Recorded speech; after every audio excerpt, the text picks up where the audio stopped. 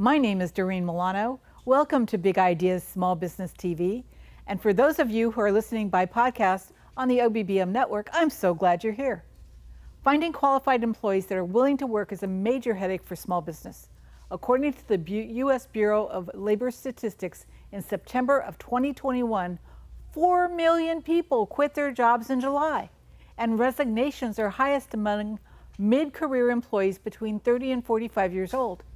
Joining me today is Terrell Tipton from Insperity, and we're talking about employment in DFW. You're tuned into Big Ideas Small Business with Doreen Milano. Doreen brings energy, focus, and creativity with the most cutting-edge tools and systems needed to grow business, drive profits, and achieve dreams. Ready to rise? Here's your host, Doreen Milano. Welcome, Terrell. I'm so glad you're here. Thank you, Doreen. I'm so excited to be here. So we get to talk about employment in DFW and what the changes are. Now, Insperity only works if you have 5 employees or more. Generally, yes. So our model for the past 35 years has been for those small businesses of 5 employers or more, but we've pivoted a little in the past couple of years that we can work with a little bit smaller companies as well. And we've added a second model to our overall portfolio. Very exciting. So one of the big things in the headlines has been the Great Resignation, where we've got this 4 million in 1 month. Right. Who have just walked away from their jobs. So what are we seeing in DFW through what's going on in Insperity? Are you really having that mass exodus? Every business owner that I talk to is having trouble finding and keeping people. There's a family practice, a doctor's office that I've been working with, and they can't find medical assistants. And that's one of the most difficult things to source right now because those people worked hours upon hours as frontline employees during the pandemic, and they're so burnt out that, like a lot of other people in the Great Resignation, they're leaving the workforce because they need a break. So one of the things you're telling me is that we didn't plan for burnout. No, just like we didn't plan for supply chain issues, we didn't plan for a global pandemic to burn out all of our workers. We didn't plan for any of this. How can we overcome it, though? That's really what part of the conversation is, that recognizing that we've got people with burnout, and burnout doesn't go away in a week or 2 weeks. No, it really doesn't. It takes months sometimes for people to really recuperate from that level of mental, emotional, and physical exhaustion. Absolutely, and it's like we were talking about briefly before we started filming. Europe lets their people take 6 weeks off in the summer. How great would that be? How would that affect burnout? Now, not that I expect us to do that here in the U.S. Yeah, we're not set up for that here, but... No, not at all, but there are a number of studies that have said people don't take the time off that they have because they feel the constant pressure to continue working, to continue producing, and not take that time for themselves. Well, how can we change that culture? Sure, and it comes back to culture. It does come back to culture, because that pressure is pressure that is exuded from the outside in. I mean, sometimes it's exuded from the individual, but most of the time it's part of the bigger conversation from the company itself in. Sure, there is a big difference between somebody being personally motivated and wanting to push themselves really hard. If somebody comes from that perspective, they're not going to get burnt out as quickly.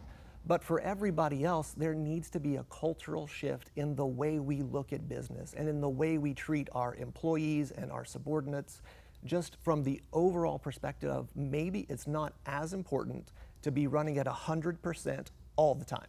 You do that in your car, you're going to burn that out too. Great analogy. So what we need to do, I really think, is to empower the people that are working. So your frontline employees, if you will, your technical specialists, to allow their managers to trust them, to know that they're going to do that work, to lead well in an environment where we're at today. Because as of March of last year, 99% of the world went to remote.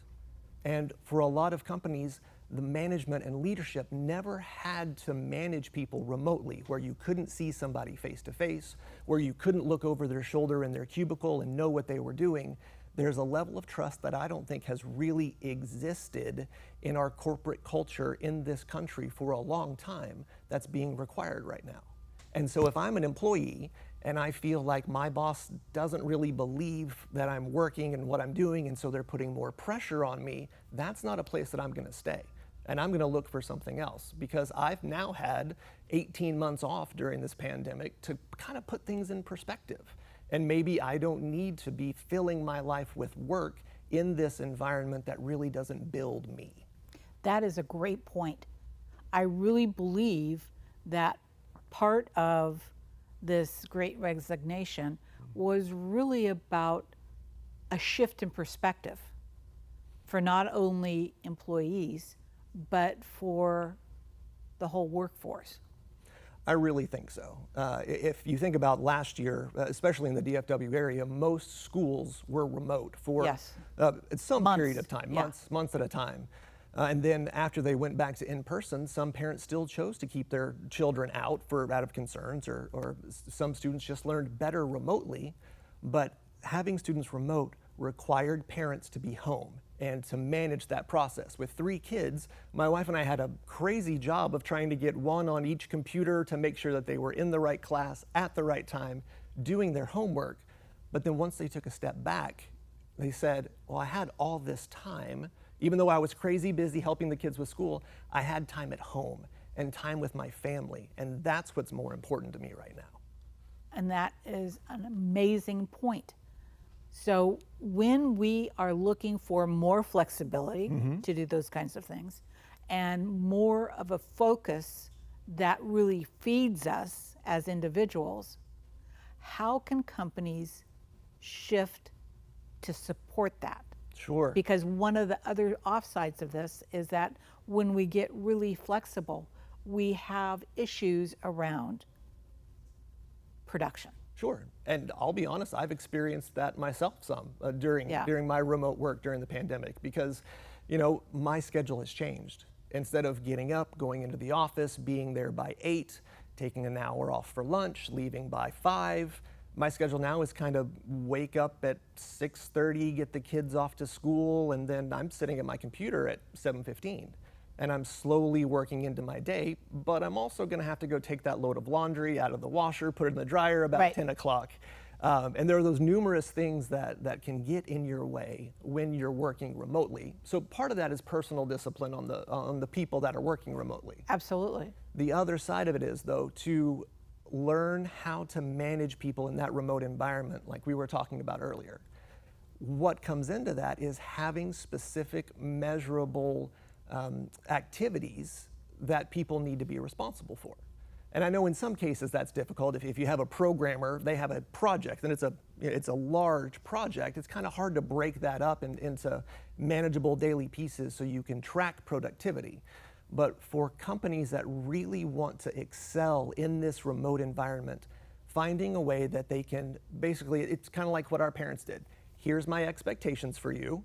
Right. Here's what's going to happen if you do it. Here's what's going to happen if you don't do it. And I'm going to check in with you along the way. I'm not going to stand over your shoulder while you clean your room, because you know how to clean your room. But I'm going to lay out what's expected of you, give you all the tools that you need to do it, and then let you thrive.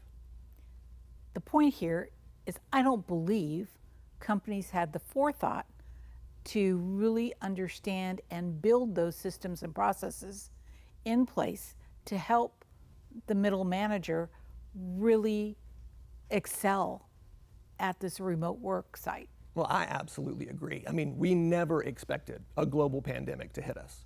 And it's caused a lot of change in our world. Working alone has been so dramatic.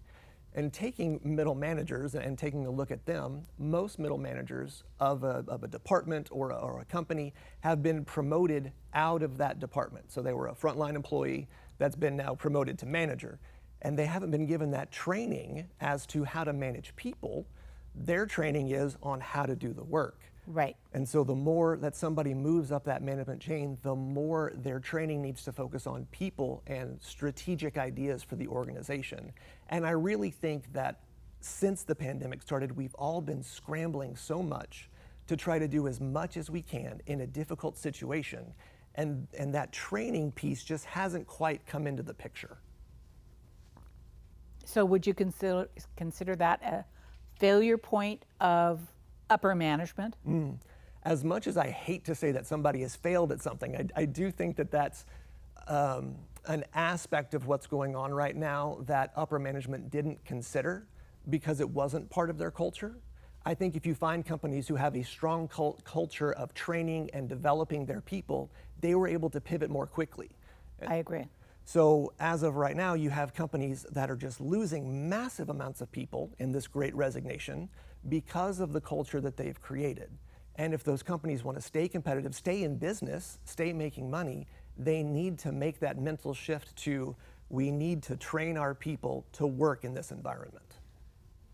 When we say that, one of the things that's really important here is to recognize that it's not necessarily the fault of the people that are quitting, but it's the inability of the company to make the shift, to incorporate what the needs are, address the needs that those workers have, and give them some relief. Absolutely. I think that, a lot of hypotheses have been made about why people are quitting in the Great Resignation. And I think some of it about with stimulus money, with lower paying jobs, that people just didn't want to work. I think that may be some of the issue, but when we're talking about the group that we are, of people in the middle of their careers, kind of 30 to 45, that's where people have started having kids and they're in school, and their idea isn't just, I'm going to work and I'm going to build my career. They have a lot more pressures going on. Right. So let's hold on to that thought and hang on. We'll be right back. We're going to talk more after these messages. I hope you're enjoying the conversation. A polished look says a lot about you. In under 3 seconds, that first impression can open and close doors. Japrive has the brands you love to wear. Style & Company, Pistola, Aiden, Vince Camuto, and more. 165 labels with fit that flatters. Japrive.com. Japrive ships from Farmers Branch, Texas. Ask us about local DFW fashion shows that bring Japrive right to you. Upscale fashion doesn't have to be expensive, and you don't have to dig through racks of clothes that end up damaged and missing buttons from being tried on over and over and over again. Japrive.com is your answer to fine clothing in casual, career, and formal wear. Make a name for yourself. Do it in style. Japrive. Japrive.com. Name brand apparel without the department store prices. We are being censored. America's news outlets no longer provide the truth. 90% of news outlets in the United States are controlled by 6 corporations. They're not out to tell you the truth of what's happening. They're out to tell you the picture of the world that they represent. The mission of the Epoch Times is to chase the truth, to ground all statements in facts, and prevent people from being misled. The Epoch Times is independent. We're not controlled by any special interests, and we never will be. The Epoch Times is a non-partisan media. That means we don't stand for any political party. This is a battle between truth and deceit, a battle between forces that would ensnare this country in ignorance, and between a media that wants to present you with the truth. Subscribe today and join the Americans who are seeking truth and tradition. We'd love to have you on board. Business runs on technology, and human beings are creatures of habit. Unfortunately, not all our habits are good. Technology, when it works, is supposed to make our lives easier, creating routines that allow us to protect customer data, track our progress, forecast the future, communicate better, and move much faster. So, you need technology solutions that work when you're not working, or simply not paying attention. Smart technology solutions, making the complicated uncomplicated.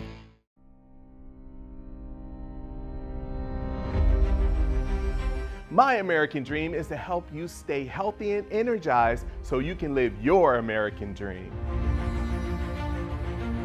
Our American dream is equipping future generations of American dreamers.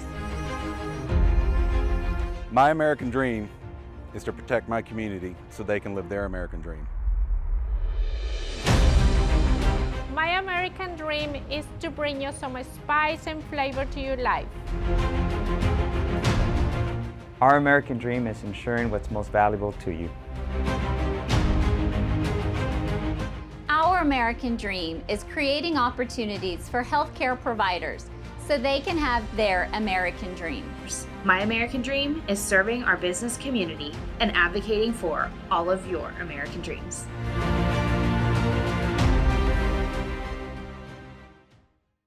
So we're back, and I want to welcome you. Terrell Tipton is with me, and we are discussing employment in DFW and the Great Resignation. Wow. I know. This is so much. It's really, in my opinion, it's stopped businesses cold. Absolutely. That have not been really prepared. And to really take this one step farther, the small businesses that have less than 5 employees, when you lose people, it like stops your business. Oh, absolutely.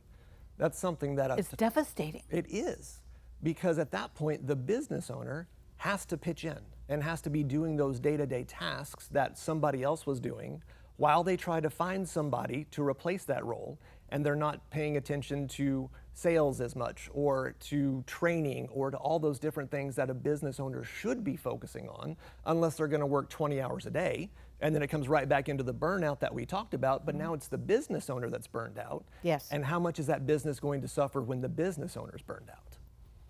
I think it goes one step deeper, Terrell. I think there's when a small business that has maybe 2 to 3 employees loses somebody, when somebody walks in and says, I can't take it anymore, I'm quitting, one of the big things that goes on is betrayal. Yes. Because as the business owner, you know who that is. You've trusted them with your business. You've trusted them to actually, work side by side with you, shoulder to shoulder, so to speak. And when they leave, it's devastating. And that is a great point. Having worked in a small business myself for quite a while, you do create those relationships with your employees that are a little more than if you worked in a large corporate They're like environment. family, yes, right? Absolutely.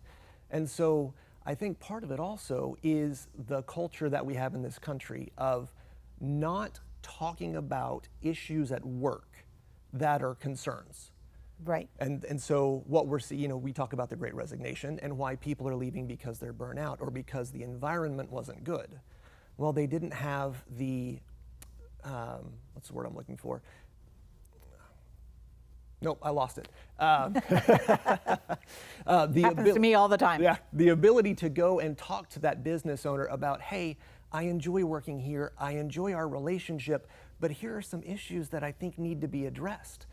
If these things get out of control, it could be really bad for me, for us, for this business. And I just don't think that our employees have the confidence, is the word I was looking for, the confidence to take that to the business owner without a reprisal from the business owner from that criticism. Well, if you're looking at my business this way, I'm scared that you're going to leave. Because if you see the negative, that means you're going to leave instead of seeing a negative and wanting to improve it. Well, and that is, that's coming from a win-win mentality. As a business coach, I see problems all the time. And those problems often stop the business owner, and I'm looking at what happens when we solve this problem. Right. What happens when you take a different perspective? What happens when you solve this issue for this employee? Are you willing to solve this issue for many employees? Are you doing a one-off solution? Yeah. Or are you creating a solution that you can actually live with? Right. Something that's proactive instead of reactive. Correct. Yeah. There was a company that I worked with whose employee handbook was made up of memos that came out of specific events that happened. So it was because this employee did this certain thing, now we have a policy about it. Instead of just having an overall kind of concept of what's expected of those employees, how they treat work, how they treat the environment, how the work environment, how they treat the people around them. Now, obviously, there's going to be some issues that if something absolutely strange happens, sure, make a policy about it later. But a company really, if they want to succeed, if they want to keep their people, if they want to grow, and if they want to do better, have to have a forward-thinking, strategic mindset. Completely agree. And that is actually a great example of how a business owner can appeal to the lowest common denominator and make a devastating choice in business culture for their company. Oh, that makes sense. I just don't think most business owners have equipped themselves in leadership in order to run that organization. If you think of a lot of business Correct. owners, they run that business because they had a great idea or because they thought they could sell something really well. Or they were a great technician at doing whatever it is they're doing for a business now. Right. Yeah. And so they didn't come out of a business school with all of the ideas around management and accounting and all the different things that it takes to run a business. A lot of them bootstrapped themselves. You know, it was just them, and then they needed somebody, and then somebody else. And they slowly built an infrastructure that they could understand, not necessarily a true business infrastructure. Absolutely. Yeah. Yeah, and that's something that we've talked about with different companies and with different people is scaling infrastructure, scaling ideas, scaling concepts. Oh, what we did 3 years ago when we had just me and somebody else isn't the same thing that we need to do now that we have 25 people and our revenue is quadrupled. Yeah, you have to rebuild the infrastructure. Absolutely. And, you know, there's certain metrics that go with that, right? Right. Your infrastructure that gets you from 100,000 to 500,000 is not going to be the same infrastructure that gets you to $1 million or $5 million or $10 million. That is infrastructure improvement is a continual process. Right. Right? So when we look at all of these pieces, what comes to my mind and what I get curious about is how many businesses are actually recognizing what their process is and what the growth pattern is. That's a really good question, because what that takes is that business owner to be able to step outside and take a big look at the business kind of as a whole and as it's working. And in general, that's difficult for us as humans, to get outside of ourselves and to look at things objectively. And so you have a business owner who has worked in this business and has built it up, and it is their baby. It is their child. It's one of the things that they care about the most in their life. And to be able to get that distance to look at it and say, what's not going right? You know, I think we have a big culture here in this country about trying to grow our weaknesses. You know, you go into a review with a manager and they say, these are your strengths, these are your weaknesses, let's talk about how to fix your weaknesses. And there's more and more research coming out that says to have actually a truly motivated and successful employee, you need to say, here's one weakness that you can work on, but let's also talk about how we can develop your strengths and use them in your role to make this organization better. Great point. Oh, and then for a business owner, that takes the same track. What are they weak in, if you will, and what are they strong in? What can they gravitate towards that continues building that organization, and what's the one thing? What's that one thing that they can fix today or this week or this month that's going to help kind of raise that floor as to what the possibilities are? That's exciting. It really, really is. So we will be back in just a moment. We're going to continue talking about how companies are retaining their employees, which is far less expensive than replacing them. Absolutely. Did you know that Big Ideas Small Business with Doreen Milano is a grassroots funded by local DFW business and business owners nationwide? I want to thank Office Furniture Supply, Grace Point Media for the fabulous set today, and the OBBM Network for the direction and delivery of this great show, wherever you're enjoying it. We'll be right back. Business runs on technology, and human beings are creatures of habit.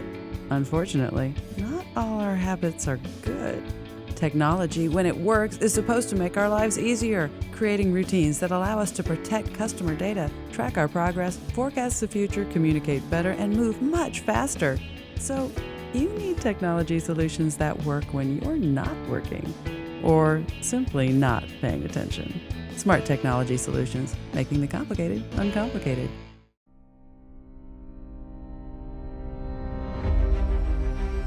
My American dream is to help you stay healthy and energized so you can live your American dream. Our American dream is equipping future generations of American dreamers.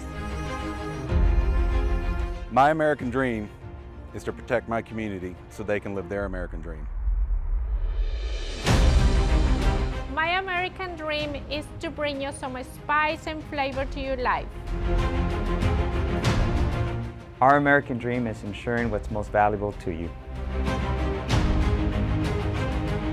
Our American dream is creating opportunities for healthcare providers so they can have their American dream. My American dream is serving our business community and advocating for all of your American dreams.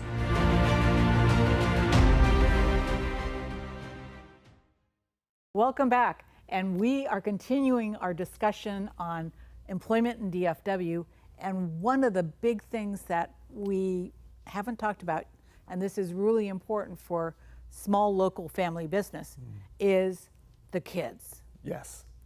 And how they're feeling as insecure because of what they see going on in the family, and how mom is quit her job and dad's working remotely, and so their life has been turned upside down. There's been a dramatic shift in homes across the country, but here in DFW as well, to where, like we were talking about earlier, last year when kids were doing remote school, parents were home generally. Yeah. They were there, they had their parents as a support, but now you fast forward 18 months later, and there's stress on the life of that parent that it was not happy in their job and has decided, this is not what I want to do anymore, and now they're looking for something else. And so they have that job search stress that if anybody's ever gone through knows how difficult that is. And then they have the other parent, in some cases, who's working remotely, who has the stress and pressure of their remote job, maybe working for a manager who's not really good at managing remote people.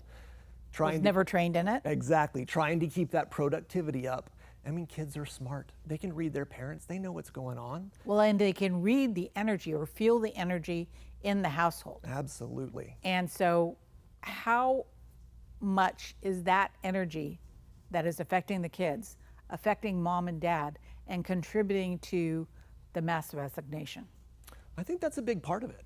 You know, I think that when the family as a unit, whatever it is, however it looks in today's society, whenever they go through times of stress, you know, they can come together and they can endure it together, or that can start to fracture that family. And so you have, you know, father going this way, mother going this way, kids going this way, and how they kind of pull apart. And so I really think that what we need to focus on for our families in this situation is a way to kind of bring everybody back in together. Bring the kids into the conversation. Maybe don't give them all the details about why mom's boss was terrible or why the culture was bad or whatever it is that prompted that resignation, but just to say, hey, you know what, I've realized lately that life's too short for me to be doing it this way, and I want to do it this way. So I may be a little stressed out while I'm looking for something else. Or dad may be a little stressed out when he has to work 4 extra hours than he was planning today. And just to have a conversation about it. I've never believed that communication is a bad thing. Completely agree with that statement. Because most small family businesses, most businesses in general, have a real problem with communication. No, absolutely. They do not communicate effectively. They do not communicate well. And I think that follows into the family circumstance. Oh, I think so. I mean, think of the way that we just have trouble communicating with the people that are in our lives every day. Spouses, kids, people at work, friends. There's always going to be some difficulty of communicating. And so if you are a business owner and you have a team of 6 people, there may be 6 different communication styles in there. Absolutely. And there may be 6 different motivations for why people are doing what they're doing. And to really communicate to somebody, to really have somebody take in an idea that you're trying to present to them, it has to be relevant. So it has to be relevant to both their motivation, and they have to be able to receive the message in that communication, which is extremely difficult to do. Wow. Thank you so much, Terrell. Oh, absolutely. It has been a pleasure having you on the show today. I really enjoyed getting the opportunity to talk to you. You want to tell everybody how they can find you? Absolutely. So Insperity helps small and medium businesses across the country with strategic HR and benefit outsourcing. Easiest way to get a hold of me is just shoot me an email, Terrell, Terrell, .Tipton, Tipton, @insperity.com. That is awesome. Thank you so much. It has been a pleasure. I can't wait to have you back so we can have another discussion about Insperity and what you do. I'm looking forward to diving in depth with you. Thank you so much, Terrell. You're welcome. Have a great day. You too. Thank you for joining us today. If you're not subscribed to Big Ideas Small Business TV, find us on the OBBM Network on Roku, or look us up on Rumble or YouTube. While you're there, give us a rumble and leave your comments so I can respond to you.